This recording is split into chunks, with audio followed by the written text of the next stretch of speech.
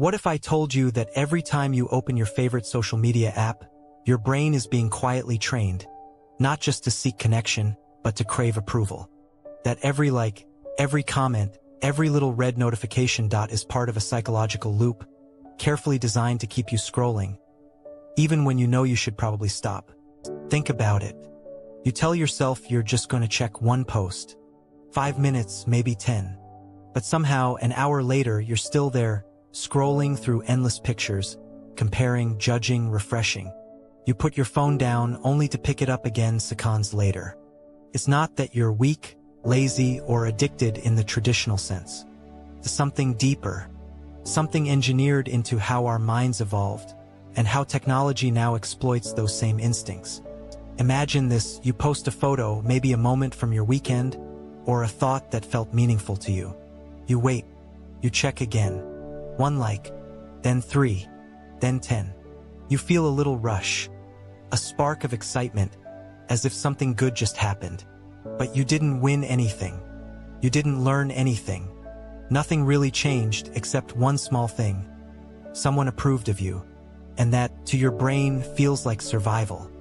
Because deep down, that's what social approval has always meant. For thousands of years, our ancestors relied on belonging to survive. Being accepted by your tribe meant safety, food, protection. Being excluded meant danger, rejection, even death. So over time, our brains evolved to crave signs of acceptance, to seek validation as proof that we belong. Today, those signals come not from faces or voices around a campfire, but from hearts, likes, and followers on a glowing screen. But here's the strange part. Your brain doesn't know the difference. It doesn't understand that digital approval is not the same as real connection. The same chemical, dopamine, is released when you get a like, just as it would when someone smiles at you in person. But online, this process becomes supercharged. You don't know when the next like will come, who it will be from, or how many you'll get.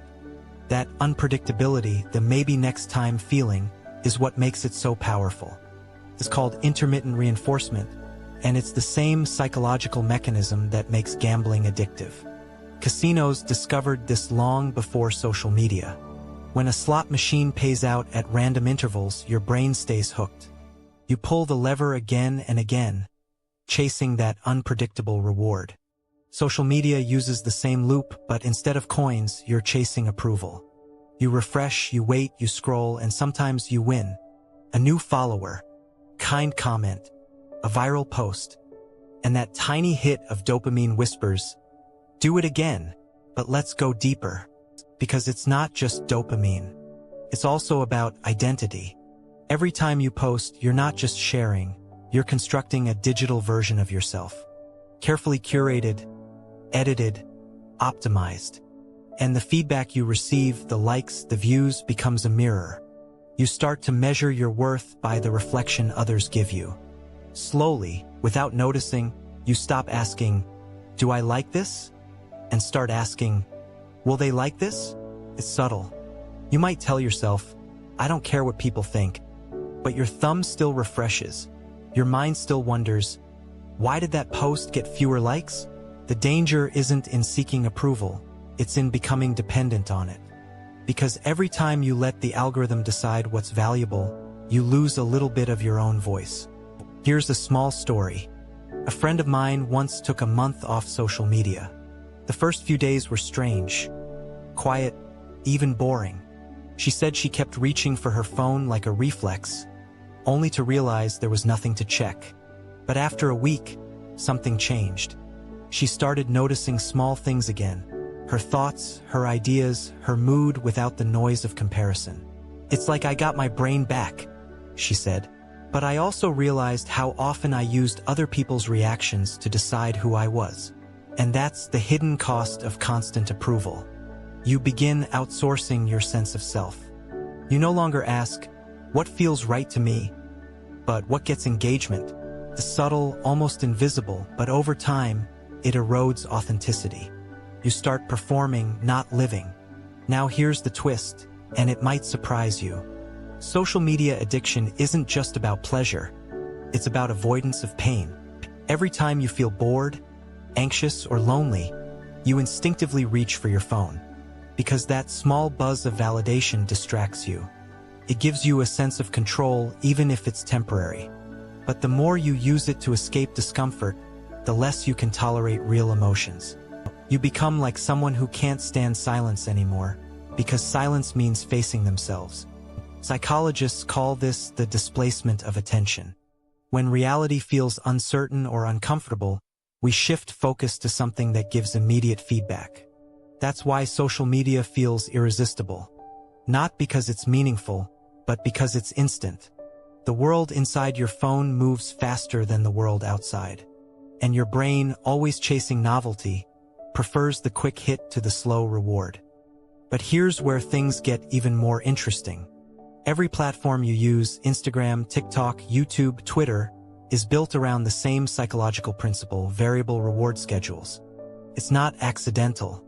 The notifications, the colors, the sounds, all of them are designed to exploit your brain's craving for unpredictability. In behavioral psychology, this is known as operant conditioning. The same principle used to train animals to press levers for food. The app becomes the lever. You become the one pressing it. And yet, we keep telling ourselves, it's just how the world works now. But what if that's exactly the trap? Because the more you normalize constant approval seeking, the less capacity you have for solitude, the one state where self-awareness actually grows. Now, here's the paradox. We use social media to feel connected, but often end up feeling more alone. You scroll through hundreds of faces, watch dozens of stories, but deep down, something still feels missing. That's because what we crave isn't visibility, it's being seen. There's a difference. Visibility is when people notice you. Being seen is when someone understands you. Social media offers the first, but rarely the second. There's a powerful study from the University of Pennsylvania where researchers asked participants to limit social media use to 30 minutes a day. Within 3 weeks, those people reported significantly lower levels of anxiety, depression, and loneliness. Not because they deleted the apps, but because they stopped letting them define their self-worth. The truth is, your brain can't distinguish between genuine connection and digital attention, but your heart can. Deep down, you know the difference between a real conversation and a double tap. One nourishes you, the other just stimulates you. One fills the soul, the other empties it over time. So how do you break free? Not by quitting entirely, that's not realistic for most of us, but by becoming conscious. Start noticing when you reach for your phone. Ask yourself, what am I actually looking for right now? Validation? Distraction? Connection? Once you name the craving, you regain control. The goal isn't to reject social media, it's to reclaim your relationship with it. Here's a practical shift. Instead of posting for approval, post for expression. Share things because they matter to you, not because you think they'll perform well.